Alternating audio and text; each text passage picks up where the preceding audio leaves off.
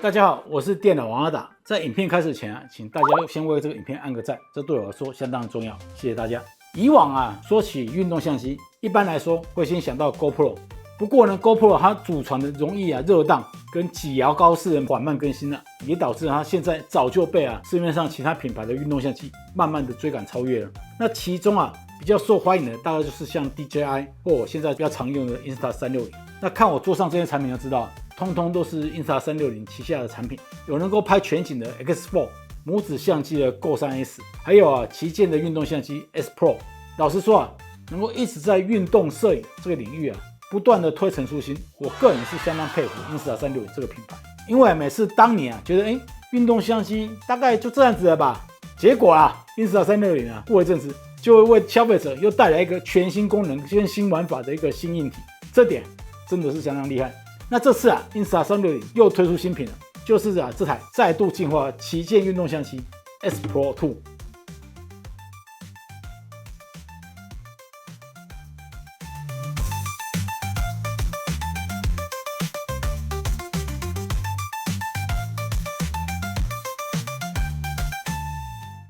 这次全新推出的 Insta360 S Pro 2呢，在规格上虽然说变化不大，比较明显的升级大概就是拍摄参数部分。那在外形上S Pro 跟 S Pro 2它两个几乎大同小异。比较大的改动就是它前方麦克风改成可拆卸式的防风罩，还有它的萤幕大小变得比较大一点。那首先我们谈一谈它的防风罩设计。S Pro 2在预设出厂的时候就给了一个防风罩跟麦克风帽，只要轻轻一推就可以快速更换。那防风罩具备降低风噪的一个功能，搭配机身内不同的录音模式，再加上AI 演算法来提升音讯处理的效果，可以获得不错的收音品质。好，现在大家听到的呢，是我使用了它一个内建抗风罩的一个功能，然后再加上它的抗风罩的外挂，然后在海边边走边拍，现在风还蛮大的，然后大家听看我这个声音怎么样？那我现在一面跑，然后大家听看，这本身也有声音，那大家听看这个声音怎么样呢？那接下来我会把那个风罩把它拔掉，那大家听看声音怎么样？好，现在大家听到呢是我已经拆掉那个外面的那个抗风罩的那个罩子，然后直接用那个它内建的机身的 AI 抗风罩的功能。那大家可以听看跟刚刚的比较，它的差异有多少？那现在一样是海边，风蛮大的。那接下来我小跑一下，再加上跑步的风罩，然后大家听看，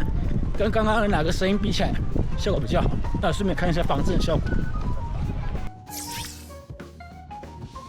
Insta360 S Pro 2与 iPhone 16 Pro Max 行进间录影都是使用超广角，那 Insta360 S Pro 2呢是使用 Mega 广角。好，这是前进。接下来就直接小跑。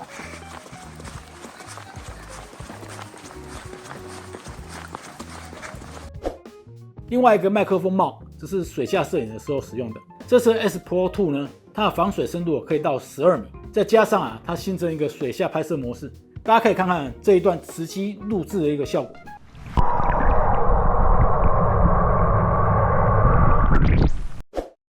而 S Pro 2呢，另外一个硬体改动就是它的萤幕了，由原本的 2.4 寸提升到 2.5 寸，像素也提升了 70%， 亮度也升级了 6%， 对萤幕的细节体验加分不少。也因为大部分的硬体没有什么太大改动，所以原先的像自拍杆底座那些配件都能延续使用，就连电池也能跟前代继续沿用。不像某 Pro 之前换代就很多人买了一些副厂电池就不能用，那一样是使用1800毫安时的电池，也支援 PD 充电，18分钟就可以从0充到 80%。另外呢，这次还新加入了耐力模式，这个模式可以在 4K 30帧的时候开启，号称可以延长 50% 的拍摄时间。那 S Pro 2不管是PD 充电还是耐力模式，我觉得他们在续航上都下了蛮大的功夫。好，接下来我们来聊聊S Pro 2这次所提升的一个拍摄规格。虽然都是采用1.3寸分之一的感光元件跟徕卡镜头，但是呢，这个感光元件是升级版的，最高它可以录制8K 30帧的影片。同时它还搭载 Pro 的影像晶片，5奈米的 AI 晶片，双 AI 晶片可以大幅度提升影像处理的速度。运算能力也比前代高出100%。那 S Pro 2它所拍出来的8K 影片非常的漂亮，配上徕卡镜头的色调，让整体画面饱和度跟细节都相当的丰富。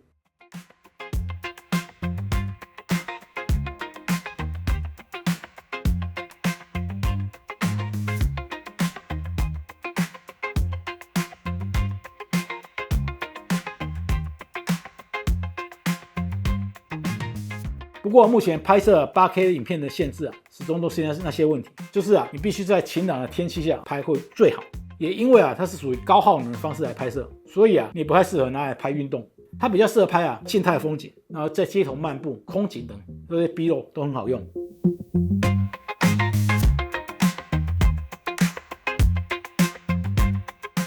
我们也实际测试，在室温25度的状态下测试 8K 影片的续航，大概可以拍摄25分钟左右。机身就会因为过热无法继续录制，那个时候电量大概掉了27%左右。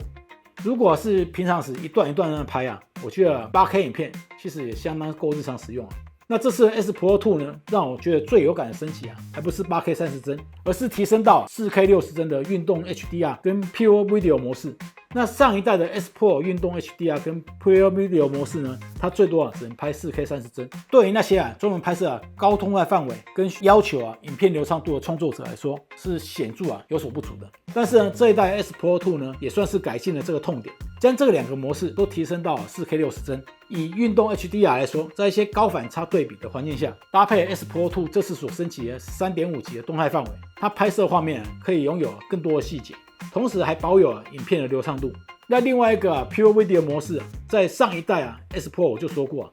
以目前运动相机的夜拍模式来说，S Pro 是当今最强的。而这一代的 S Pro 2就是直接将参数提升到 4K 60帧之后，再加上即时的 AI 降噪跟增强的亮度表现，确实还是现今运动相机里面夜拍表现最好。除了提升影片的流畅度以外，在高光跟阴影的呈现细节上也是格外的优秀。那如果你是在一些比较暗的地方拍摄的话，那我会建议大家将参数改成 4K 30帧。S Pro 2会自动加强低光源的拍摄表现。那在颜色色调方面呢，如果你是想要直出影片的创作者，S Pro 2也内建不少风格档可以使用，其中还有徕卡自然模式跟徕卡鲜艳模式。喜欢徕卡风格的摄影玩家，不妨可以直接套用来拍摄。另外呢，这次 S Pro 2呢还支援 iLog 设定档，在这个模式下，它能够拍摄更多的细节，也能够提供更灵活的后置调色。此外这次升级的地方还有几个点，像是2倍的变焦功能，利用 8K 感光元件的特性，在不损失画质的情况下，可以无失真的一个放大画面。不过目前只限于 4K 画质以下才能做动，而且它的对焦距离也比前一代更缩短一点，在拍 Vlog 也不会因为拍得太近而没有准焦。另外一个升级就是视角方面，最广的视角由151度提升到157度，所以它能拍摄的范围也更广了。它同时也新增了 Mega View 的一个视角画面，可以拍摄变形较小、边缘更清晰的一个画面。那拍照功能也提升到5000万画素，单就画素来说，比目前市面上的一些无反相机还要来得高，用来记录一些日常生活就已经相当够用了。那其余的升级还有360度的全景水平校正，可以让影片永远保持在水平状态。延长预录影可以在 1080p 的模式下延长到120秒，那 4K 就只有90秒，可以保存录影前它所记录的一些画面。此外，它还新增了可以多台同步时间码的一个功能，大部分功能都跟 S Pro 差不多，大家可以看看我们之前开箱的影片。